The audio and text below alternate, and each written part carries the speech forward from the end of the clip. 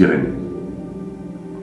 Confronté à la solitude, dans les 1000 vents qui me soulèvent vers les sommets. Battu par les éléments, à en avoir l'esprit désemparé. Je retrouve mon cœur aimant, en dépassant les limites imposées par cette vie dite si humaine. Dans les espaces traversés par tous, je m'arrête pour mieux regarder autour de moi, admirer les tourbillons de neige, similaires aux êtres du monde qui m'entoure, dans lequel j'avance avec l'espoir de me fondre dans les brumes, ô blancheur du néant. Je dépose mes dualités sur tes flancs, tes sommets, afin de te rencontrer, liberté.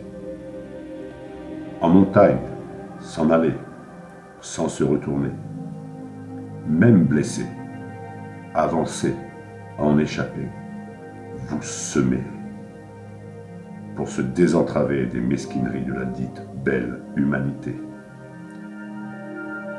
En comparaison, les morsures du froid sont moins cruelles que celles que vous m'affligez.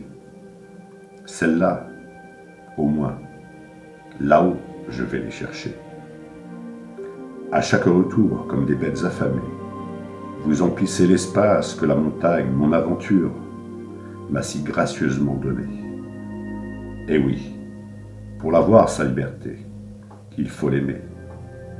Alors, sous le regard des jaloux, droit devant, j'irai toujours te retrouver, montagne, mon Eurydice, ô jardin du champ, des aventuriers, des aventuriers, des aventuriers.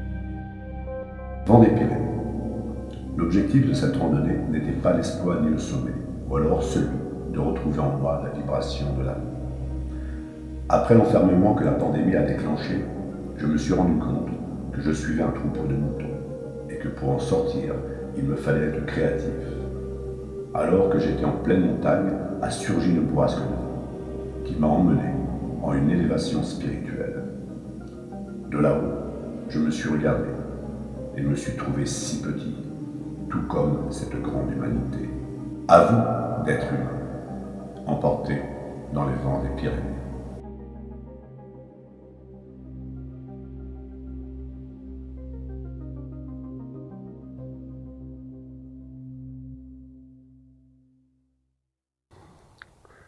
Et voilà, là il y a le lac de Matmal qui est bien gelé. Et puis ce matin, bon hier c'était grand bleu, mais c'était prévu qu'aujourd'hui ça soit tout gris. Donc voilà, Badri Rockneck dans les nuages, les Angles un peu dans les nuages. J'espère que ce soir on sera Camporelle pour une nuit en igloo, ou alors peut-être s'il y a de la place, que c'est le week-end, dans le refuge. Ça va être dur. Allez, zou, on y va tranquille, on va monter. Bon voilà les Angles. Direction, on va à Formiguère et on monte par la Serra del Mori en fin de compte. Ça sera moins difficile par la piste. Formiguère, l'église, place de l'église, on va prendre la navette de bus jusqu'à la station de ski de Formiguère. Donc ça va donner, ça va être terrible. On ne devrait pas tarder à arriver. Bon, je me demande si demain ça va neiger aussi. Il paraît que non. Ouais, ça y va tranquille, mais ça y va sûrement. Bon là j'ai chaussé les raquettes, je monte. J'évite d'être sur la piste de ski. La neige est bien gelée. C'est pas de la poudreuse là. Donc je passe à travers la forêt. J'ai monté au premier télésiège. Et après j'ai suivi la crête de la Serra del Mori pour finir au refuge des Camporelles. On y va doucement. Il va être 2 heures. J'ai déjà bien monté d'entrée. Après ça va être plus calme. Ça fait du bien. Oh, c'est bon, il y a de chier. Avec quand il y a de l'amour derrière. Bon, ça neige un peu moins. Là, on voit les premières remontées mécaniques, un peu au loin, 50 mètres. Moi, je monte là-dedans, là. Alors, ça paraît pas, mais c'est quand même un peu drôle. Toi, en crampon, chaussures, là, tu t'enfonces bien. En raquette, ça le fait. La poudreuse en raquette, là, t'as 2 kilos à chaque pied, tu vois. Puis t'en soulèves, quoi. Tu pelletes. C'est carrément pelleté là-dedans. Que là, quand c'est bien gelé comme ça, là, c'est sur la Serra del Mori. Donc je suis sur le côté d'une piste de ski et j'ai suivi le conseil d'un prof. Il m'a dit tu passes là, tu vas voir. Donc on arrive presque en haut de la première remontée mécanique Et on va aller tranquillement sur la crête, suivre la crête. Donc on fait attention de traversant surtout, parce qu'ils déboulent comme des fous, les jeunes. Allez, zou! Et hop, en route pour l'aventure. Le Puig Pam en face. En dessous, c'est la vallée de la Ladoura. Oh, ça a l'air de se découvrir un peu là-haut. J'y vais tranquille. On est bien monté. Hein. Bon, il y aura encore un peu de montée. On voit bien là, en bas la vallée de la Ladoura, le Puig Pam. Bon, j'ai pas regardé mon alti pour l'altitude, mais je sais qu'il reste encore ça à monter. On a 2230, on est presque à 2003. Ah, tranquille. Zou, ça va être génial. On est monté vite, hein. Mais c'est un bon raccourci là. J'ai gagné du kilomètre. Dès le début, c'était dru. Hein. Ça muscle bien. Là. On est arrivé au deuxième tronçon, c'est la fin. On voit bien là-bas, là, un front nuageux qui arrive, qui t'éclaircit. Direction corporelle. Bon, ça commence à soulever là, le vent. Et bonne petite rafale qui déséquilibre. Donc attention. Hein.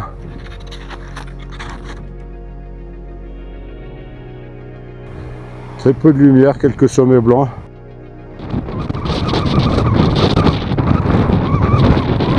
Ah. Bon, je vais en chier. Hein.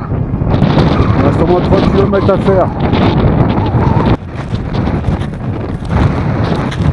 Ça n'arrête pas trop. Hein.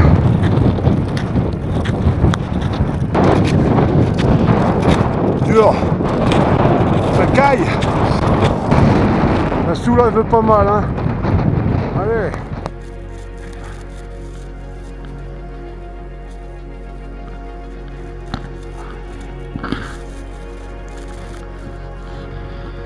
Putain.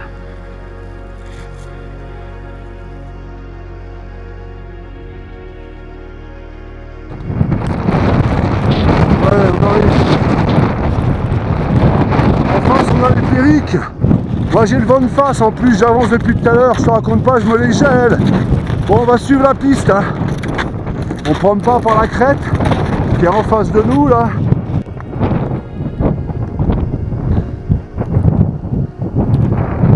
Il y a le chemin là, passer là. C'est tout à l'orientation. Alors, moi je vais arriver vite, je suis crevé. Fais gaffe là. Ok, on va voir où ça va tout ça.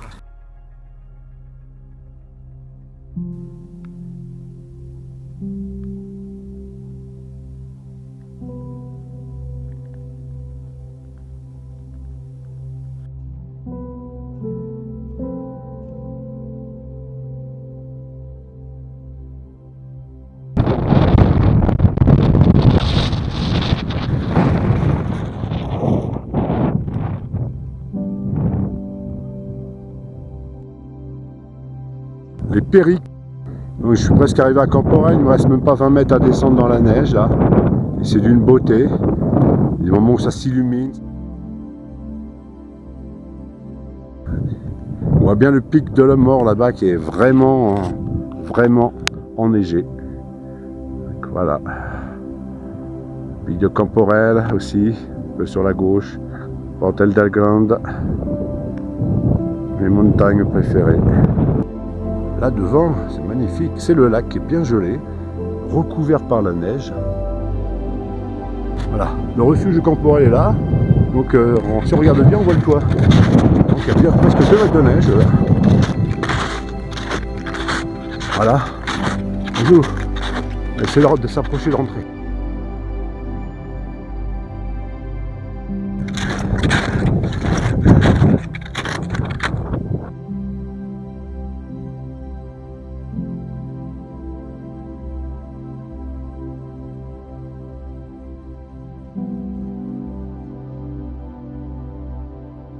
« 8 heures, refuge de Camporelle, belle journée avec un sacré vent quand même, encore du 50-60 ce matin.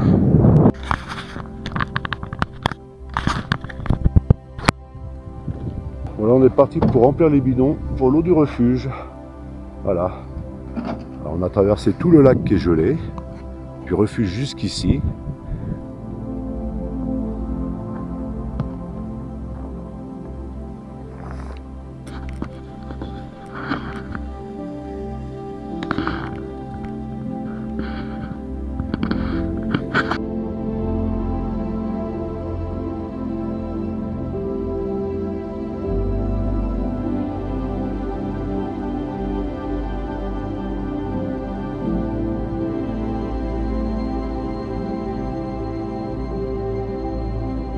Et au loin, le Canigou, voilà, le petit Péric, avec des super petites goulottes.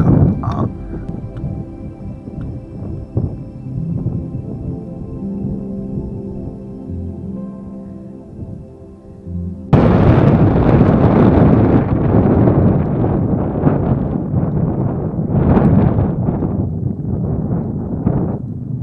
C'est magnifique, hein. Regardez. Tout ce panorama. Alors tout ça c'est le lac là. C'est pas voilà, c'est pas plat. C'est juste le lac qui est gelé avec les congères, tout ça. Même là c'est le lac aussi. Là.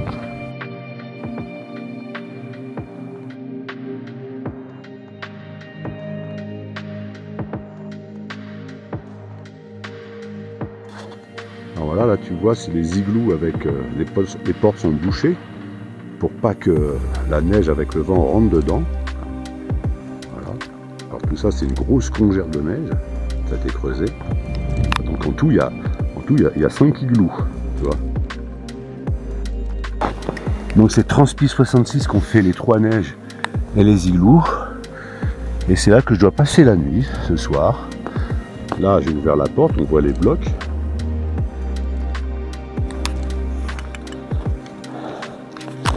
Et hop, et je me laisse glisser là-dedans. Hop, et je... Bon, voilà ce que je regardais, c'est que c'est quand même un peu mou là, il y a des endroits, tu vois. Là, on voit qu'il y a bien le trou à froid, tu vois. Ça fait au moins 15-20 cm de profondeur, pour que le froid descende, comme ça du sol, le froid descend dans le trou et reste en bas. Voilà l'ouverture. Alors si éviter les gourdes en alu, parce que ça gèle super bien. Peut-être, si j'oublie pas, j'en profiterai pour montrer comment faire pour que sa bouteille d'eau ne gèle pas quand on est dans un igloo. Mais bon, ça c'est... Je sais pas si je dois le faire. Parce que moi, la dernière fois, l'eau n'a pas gelé. À moins 7. Hein. Parce que bon, j'avais pas fermé complètement l'entrée et j'avais laissé ouvert pour avoir de l'air. J'aime bien entendre le vent souffler, des choses comme ça. Allez, bon, on va préparer tout ça. On va mettre au moins 4 matelas de sol. Il y aura les 2 duvets, le sac de survie. C'est pas évident de dormir là-dedans, mais ça vaut le coup. On sent des appréhensions qui s'élèvent, tout ça, selon les personnes, et on verra bien. Et ne pas oublier, parce que là, il n'y a pas Cédric de Transpi 66 qui va ouvrir les portes des igloos, ne pas oublier d'emmener son piolet, de laisser le piolet à l'intérieur de façon à pouvoir ouvrir. Voilà. Et après, je le refermerai pour qu'il soit conservé pour les autres personnes. Allez. Voilà. Bon, là, voilà. Je suis dans l'igloo, je suis en train de préparer. Donc, il y a 4 matelas mousse. Il y en a qui sont avec, en plus, une sorte d'isolant un peu aluminium. Je me demande si vraiment ça isole, d'ailleurs. J'ai repris le même duvet que la dernière fois. Hein, je sais qu'à moins 7 degrés, bon, on a froid aux jambes, tout ça. Même si on dort plus ou moins habillé. J'ai pris un Biacal, le fameux Biacal de chez Millet, donc pub, voilà, c'est du Mimi. Hein. Et je vais mettre le Biacal à l'intérieur du gros duvet, là. Et en plus de ça, bien sûr, j'ai prévu le petit sac de survie, là, le truc orange. Bon, moi j'ai des damards, tout ça. J'ai le Bionordica, hein, des années... etc. Je vais prendre j'ai un surpantalon au cas où, que je peux mettre par en plus. J'ai rajouté cette couche là, et j'ai la doudoune.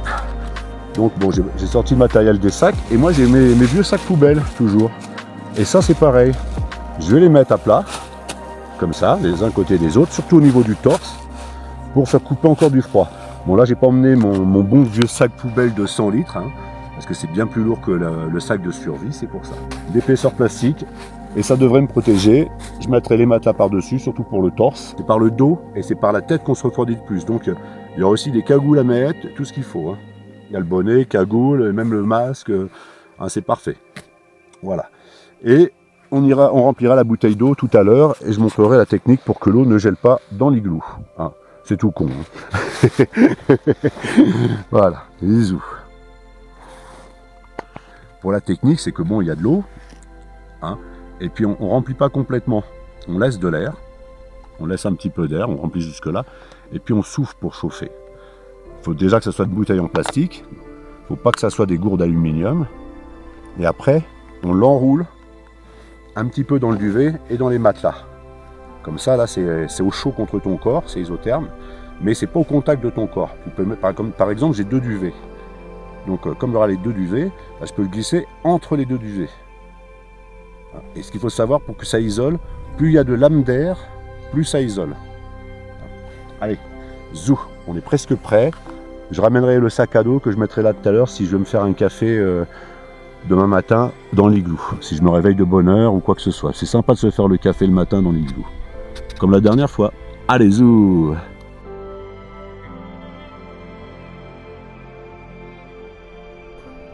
Des fois, on est en pleine montagne et puis on n'a plus de gaz. Alors, quand on n'a plus de gaz en pleine montagne, là, c'est assez ennuyeux. Hein, on n'a pas le temps de se faire un feu de bois. On n'est pas dans la merde. Parce qu'on ne peut pas s'hydrater. Surtout quand tout est gelé, là, c'est vraiment la totale. Donc, il y a un truc qui est très utile, c'est d'avoir son sac Ziploc dans lequel on met un peu de neige. Bon là c'est du riz, hein, parce qu'en vérité je suis à la maison. Hein. Donc on met un peu de neige dedans, on évite de mettre de la glace ou de la neige trop gelée, trop dure, trop compacte, et on ferme. On met ça entre les couches de vêtements, et puis on peut attendre au chaud dans le duvet ou dans l'igloo, ou alors durant la progression, quand on marche, et ça nous permet d'avoir de l'eau et de pouvoir s'hydrater. Alors on commence l'opération plusieurs fois, et ainsi de suite, comme ça, paf, en route pour l'aventure. Le petit conseil. Ben voilà. Donc là je suis en train d'installer le duvet Biacal. Il est 10 h, je viens de rentrer dans l'igloo. Bon, j'ai toujours pas fermé l'entrée. Et puis après je mettrai ce gros duvet. Et le petit sac de survie qui est là. Hein. Si nécessaire. Seulement si nécessaire. Sinon je pourrais très bien juste le sortir et le mettre par-dessus. Pour couper la descente du froid aussi. Bon, c'est un peu meuble la neige au-dessus. J'espère que ça va pas s'effondrer. On verra bien, en principe ça devrait tenir. Parce que là ça va quand même geler. Bon, zou, on a installé. Et voilà, que la nuit commence. J'ai mis quelques blocs de glace, hein, de neige. Mais bon, je ferme pas à fond, moi je laisse un peu de ventilation quand même. Je vais attendre que ça gèle bien, parce qu'il fait pas si froid que ça pour l'instant. J'attends que ça descende un peu la température dehors.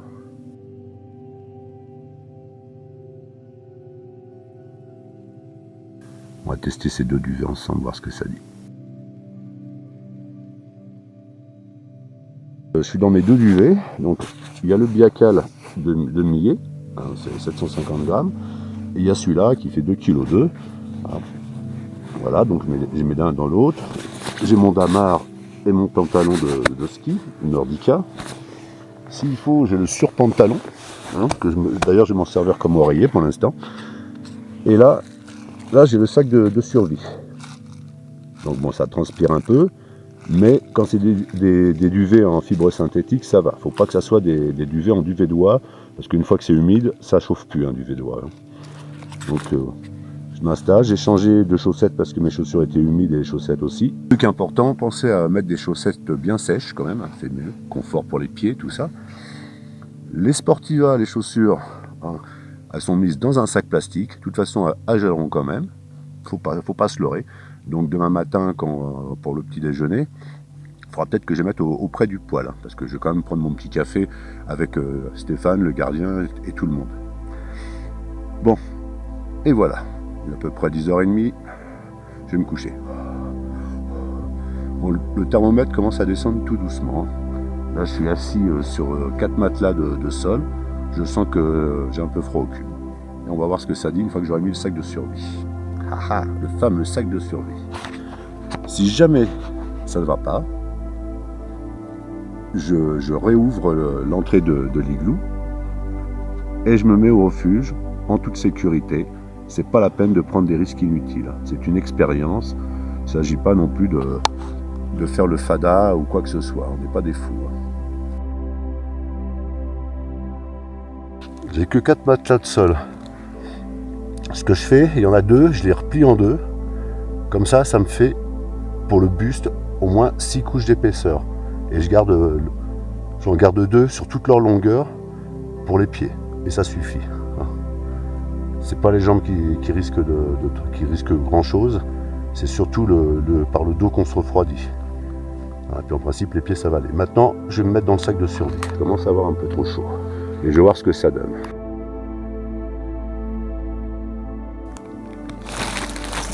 Bon là, je suis rentré dans mes 2 duvets, tous les sacs de survie. Logiquement, ça va chauffer. Je me glisse à l'intérieur. Voilà, comme ça. Voilà. Et on peut bien fermer le petit sac. Voilà. On ferme bien tout ça. Voilà, on ferme bien. Hop. De chaque côté. De toute façon, j'ai encore du matériel pour me réchauffer. Voilà. Et on va attendre, on va voir quand la température va baisser. On risque d'avoir un peu frais quand même aux joues, ce qui est normal. Ça va être génial.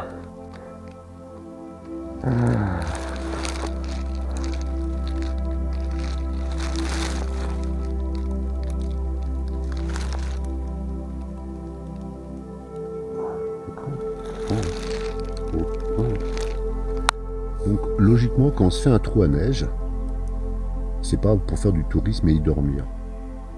C'est pour la survie. Il faut savoir que si on s'allonge, c'est là qu'on se refroidit le plus, par le dos. Le froid, il passe plus facilement. Bon, là avec le sac, les 2 duvets, c'est génial. Parfait, j'ai même pas froid aux pieds, j'ai les pieds dans le trou à froid, à vrai dire. Et j'ai pas froid du tout aux pieds. C'est peut-être le sac de survie. Logiquement, ce que l'on fait, si on n'a pas de sac de survie, bon, là j'en ai un, c'est super, on vide son sac à dos. Et on met ses pieds dans le sac à dos. On met bien sûr le matelas de sol par terre, on le plie en carré, de façon à avoir un maximum d'épaisseur sous les fesses. Et si on a du cordage, on a une corde, on met sa corde en dessous les fesses. Bon là, je suis pas très content parce qu'en fin de compte, j'ai pas vraiment la température qu'il faut. Je suis à 1 degré. La neige au-dessus, elle est un peu meuble.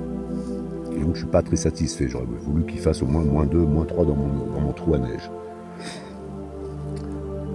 Ce que l'on fait, on ne garde pas la posture allongée. Donc on reste assis sur sa corde, ses matelas de sol, les pieds dans le sac à dos qui a été vidé. Ça protège les orteils du froid. Et on se couvre la tête.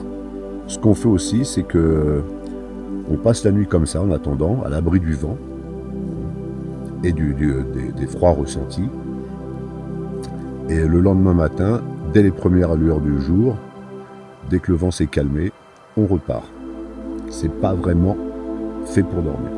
C'est un trou à neige, c'est pas un igloo. Pas des blocs de glace. Ah bon. Si je veux, je peux planter le piolet à la verticale dans la neige.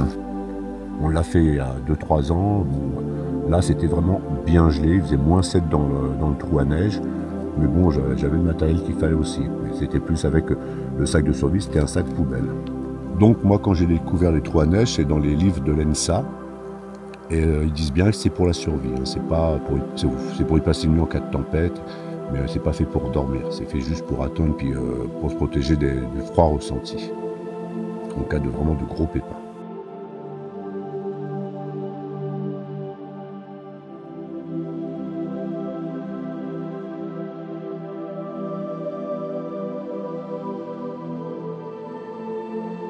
Je me suis couché, il n'était pas trop tard, mais le problème, c'est que vers à peu près 11h30, minuit, j'ai entendu comme ça.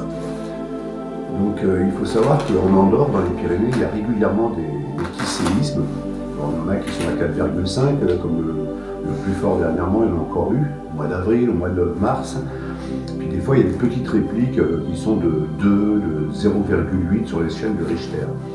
Il faut se méfier quand tu es dans un trou à neige, quand tu es en extérieur, quand il y a de la neige au-dessus, dans des pentes, et ça peut déclencher des avalanches. Donc moi, comme ça m'est arrivé, du coup, je suis sorti du trou. Hein, et puis j'étais me mettre dans le refuge. Donc j'ai dormi avec tous les sacs à dos, les chaussures et tout ça. Mais je m'en foutais. Je préférais être en sécurité. Alors que dans le trou à neige, j'avais pas froid, hein, pas du tout. Mais j'étais en sécurité parce que j'avais pas envie de me prendre plus d'1 mètre de neige sur la tête. Parce que pour sortir de ça, c'est pas évident. C'était quand même de la grosse neige humide. Moi, j'avais au moins 2 degrés dans le trou à neige. Et bon, si ça tombe, pour s'en sortir, tu t'en sors pas, puis tu te refroidis vite dans ces cas-là. Et voilà. Donc, se méfier aussi des petits séismes dans les montagnes. Ça paraît anodin. Bon, moi, j'avais pas prévu ça. Je pensais passer ma nuit complète dans le trou à neige, mais bon, c'est comme ça. Donc, il y a toujours plein de surprises en montagne, comme aussi la dernière fois. Et zou, attention en montagne.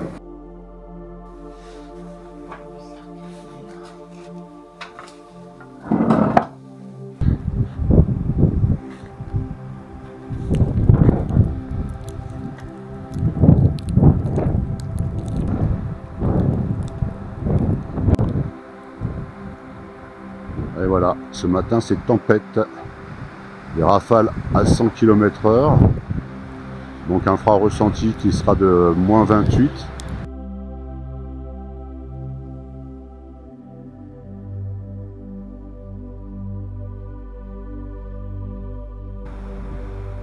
Ça souffle, ça soulève, ça fouette. Bon, il n'y a pas vraiment de danger, hein, je peux y aller. Bon, voilà, je viens de quitter Camporelle, il est 10 h, c'est tempête de neige aujourd'hui.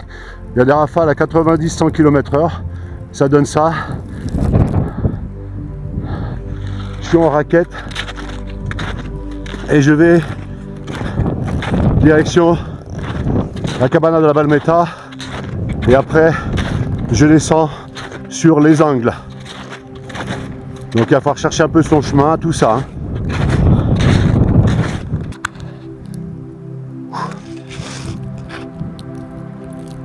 Voilà ce que ça donne.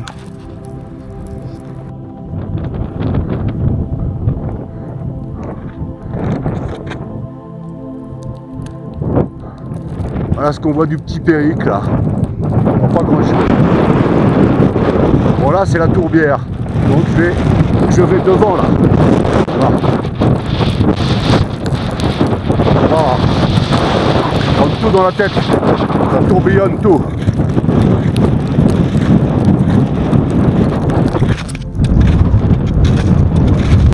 Bien regarder où on met les pieds quand même. Hein. On voit le Puy de Pam. Là c'est la Del Halab. Bon, moi mon azimut il est là en gros. Il me reste un petit poil à monter, pas grand chose. On essaye de rester à flanc. Bon là faut chercher, faut faire son azimut. Hein. Faut pas vraiment suivre les traces des autres. Hein. Faut trouver son chemin. Nous on va par là. Tout droit. Hein. Ok, on va doucement. Pour l'instant, tout va bien. Là, je suis à l'abri du vent, dans les sapins. Je me mets un peu à l'abri des rafales, ça fait du bien. Parce que ça, ça serine les oreilles. Bon, là, je sors d'où j'étais il y a quoi? 1 minute. On voit bien mes traces, là. C'est hors piste, hein. Donc on fait notre azimut. Et donc, moi, je vais tout droit. Il y aura l'équivalent à peu près d'une intercale, une intercale et demie, c'est-à-dire on va tout droit. Donc là on peut mettre un petit coup de boussole, hein, mais bon c'est pas là, pour moi là c'est pas la peine, je sais que je coupe. Je vais tout droit. Si jamais ça monte trop, on fait toujours des petits lacets pour pas se fatiguer. Allez, attention, attention les bourrasques. Waouh. Voilà. Bien stabilisé, on y va tranquille, on ne précipite pas, on lit bien le terrain. Okay. Oh, c'est bon, on est bon. Ok, pas la peine de monter là, c'est par là, on va suivre à flanc. Ok, soleil. Alors, l'azimut, comme j'ai dit, on suit toujours à flanc, puis on verra s'il y a un peu à remonter à la fin, pas la peine de trop descendre. Là, c'est le Puy de Péric qu'on voit là-dedans, tout au loin. Là-bas, il y a un peu la Serra del Mori. Ça fait trop loin peut-être, c'est un peu blanc. Oh, ça fait du bien. Un peu de ciel bleu. Nous, on va là. Tout debout. Tout ça là, c'est la slab derrière là. Le Puig Pam, magnifique à faire. Petit sommet panoramique et tranquille. Puis là, comme on voit, ça soulève, ça tourbillonne. Ah, regarde. Oh, là. Voilà. Magnifique. Bon, là, on voit la trace. Donc, tu vois, on reste à flanc, sur le flanc de la montagne. L'objectif, c'est en face. Bon, c'est tout blanc, hein. Mais là, ça va, on a un bon visu. Hein. Là, je vois à presque 300 mètres, hein, 400 mètres. Voilà. On est bien, on est carrément bon dans le timing. Mais bien bon. Sans foncer. On est parti à la bonne heure, 10 h. Là, il va être 11h15. En fin de compte, tout à l'heure, je croyais que j'étais 11h30. J'ai l'impression que le temps était un peu plus... donc, bien voir son temps de marche, en sachant qu'on fait à peu près 3 à 4 km hein, en marchant, 1 heure. Donc, bien jauger ça. Ça aide quand on est dans le brouillard complet à s'orienter. Il n'y a pas que la carte et la boussole, le GPS, il y a le temps de marche aussi. Savoir, on fait tant de distance en tant de temps. Selon si on est sur du rocher, si on monte, si on est sur de la neige, si on brasse à gogo, hein, selon si le manteau neigeux est bien gelé ou pas gelé. Ça soulève, ça soulève. Là, il y a du vent ici, à cet endroit-là, tout le temps.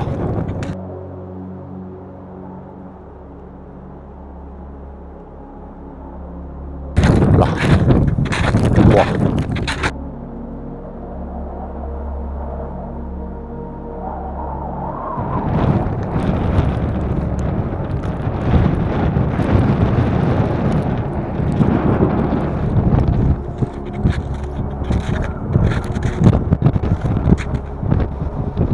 Ça souffle là.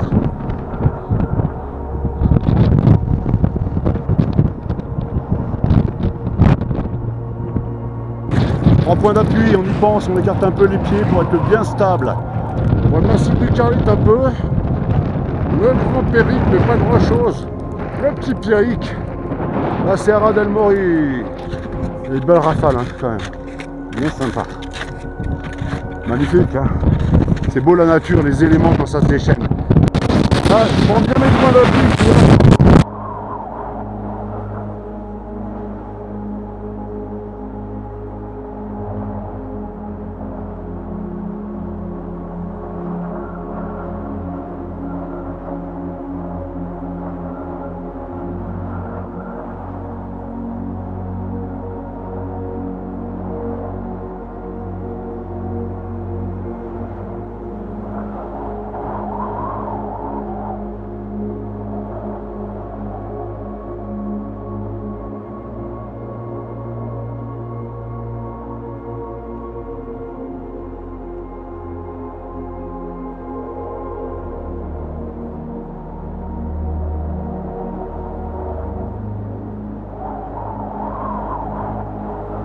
Je vais en aventure, perdu dans cette société aux azimuts programmés, du bonheur, du malheur, de nos vies toutes construites, où même ma pensée est empreinte à tout ce qui m'entoure.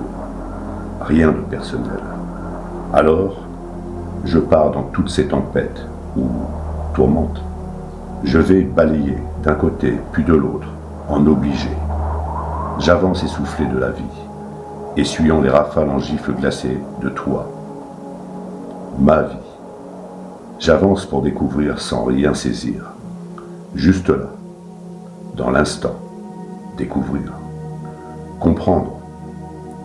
Et c'est toujours à ce moment-là que tout se dissout, disparaît, comme une offrande de sa vie à ceux qu'on aime. Une sorte d'immatériel, sans but, sans azimut, sans horizon. Et plus je vais, plus il semble devenir trouble. Tout se fond en brume, lumineuse et sombre, en grinaude de l'inobtention. Je me retrouve alors seul, face à toi, vent des Pyrénées, enfermé en mon être désolé de ne pouvoir aimer autrement qu'en un sentiment inconditionné, inconditionné, inconditionné. Vent des Pyrénées. En élévation spirituelle, tu m'as emmené. terrain de la Balmeta. Voilà, les Périques, on a eu des belles rafales là-haut.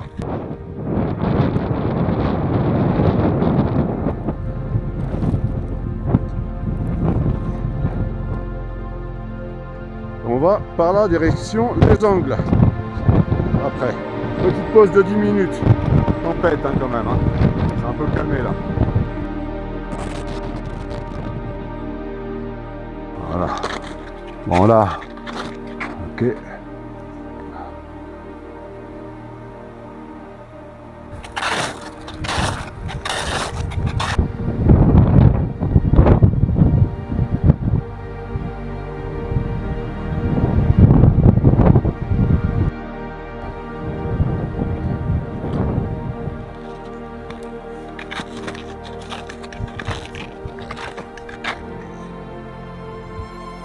On arrive au lac.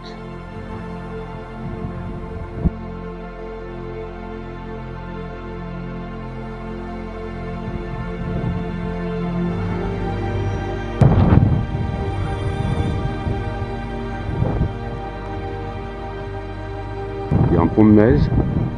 On va passer là. On passe sur le lac.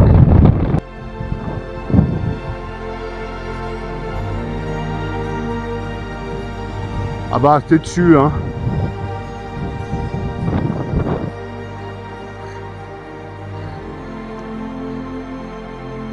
On arrive là. Ouais, on voit que c'est plus fréquenté. C'est bien, il y a le chemin, tout. Mais là-haut c'est pas pareil. Il fallait bien les 3 points d'appui se battre contre les éléments.